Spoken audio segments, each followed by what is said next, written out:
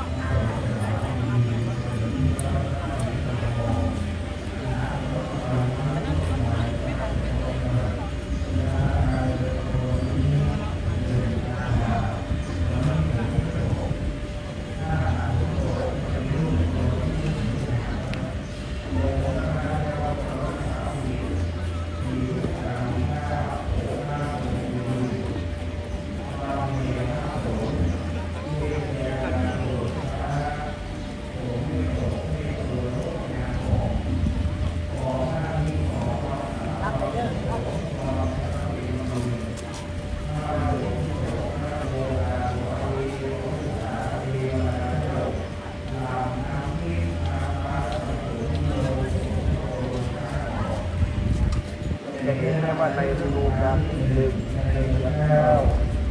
พระบรมราชาสีของพระองค์ในเดือนเก้าปีเก้าปีนั้นนะครับคุณวันนี้เดือนเก้าเดือนเดือนวันนี้การเก้าปีในเดือนเก้าสีของพระองค์แต่ถ้า